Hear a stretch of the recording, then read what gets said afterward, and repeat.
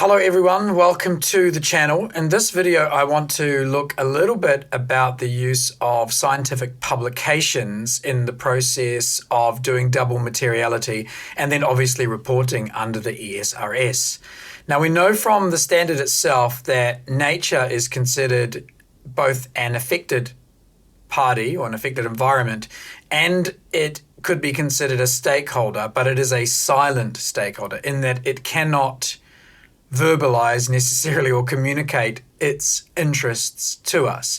And in such cases, the ESRS mentions that we can and should use scientific publications and research in order to help understand our impacts. Now, this obviously makes perfect sense in theory, and it's what exists in the standard. But here today, I want to take a look at a practical example of exactly how we can deploy a very specific study in order to understand an impact as part of our double materiality process. So let's dive into the study in question. I'll show you where I found it and how I think it could be used. Here is the study. Now, this is a study from the University of Leeds, and it's dated September the 4th, 2024, so it's fairly recent. And it looks at the leading causes of what it's calling the plastic pollution crisis.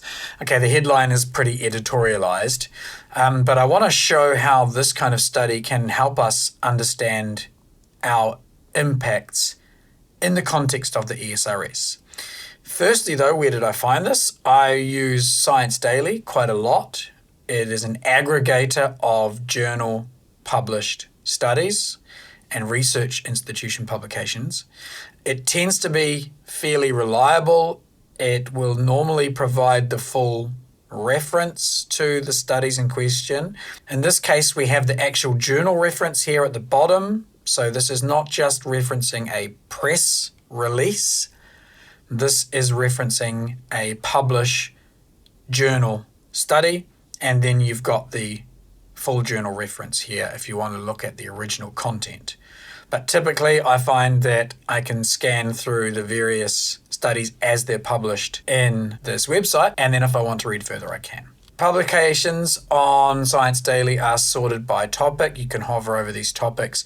Now, what this study is doing is it's looking at the main causes or the leading causes of plastic pollution. And what's really interesting about this is that we can use this to kind of screen for these activities, both in our own business and in our value chain. So here's what it says, and I'm starting with the headline. Uncollected waste and open burning are the leading causes.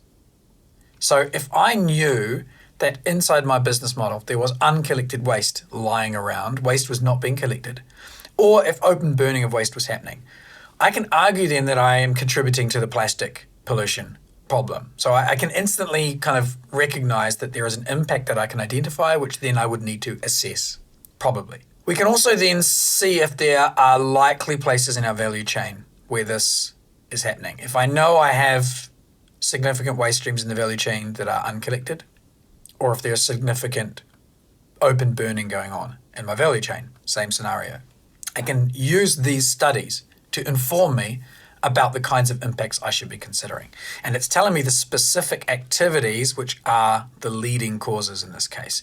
And I can argue that that is the case because I can reference this study. Now, I want to go further down into the study because it gets a little bit more interesting as we go down. What we see here later in the study is mention of these pollution hotspots. And there are specific mentions of individual countries here who are the largest contributors to these pollution problems. What this does is it can kind of indicate for us what parts of our value chain or our business model we're looking at. If we have operations and significant value chain in India, this study indicates to us that we might want to take a slightly deeper look at the specific activities in that geography to see if the activities mentioned in this study are occurring there. If I have a key supplier who's based in India, then I want to know a little bit about what's happening with their waste handling and if there's any open burning going on, because India is one of the major contributors. Now, obviously, India is a massive country in terms of land area, and this isn't taking into account proportionality. But still, it's giving us some filtering information that we can use to determine if it's reasonable or not to consider an impact.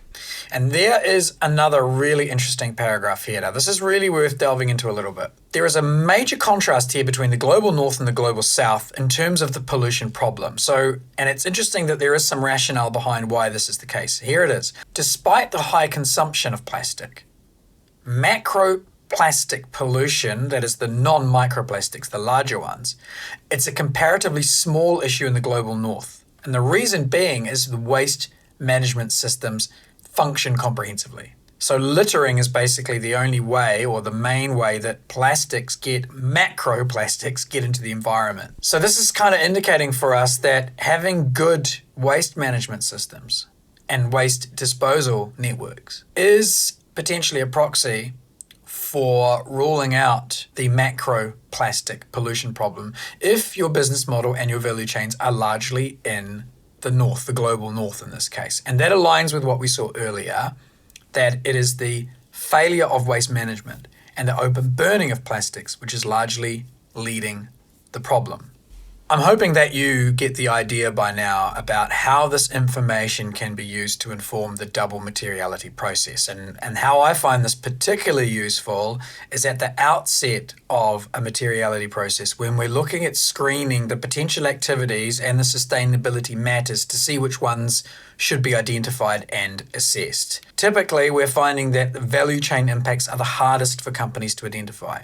And so studies like this help us perhaps identify certain geographies where we want to consider it in more detail, and certain business activities such as the robustness of waste management processes, which can also then indicate whether we have an impact that needs to be identified and then assessed. So this is just one example of thousands and thousands of research papers and scientific studies into sustainability-related issues that are out there.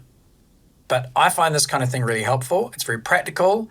And then I will explicitly reference such papers when I'm considering IROs so that my assessment and identification process comes with a little bit of scientifically backed robustness.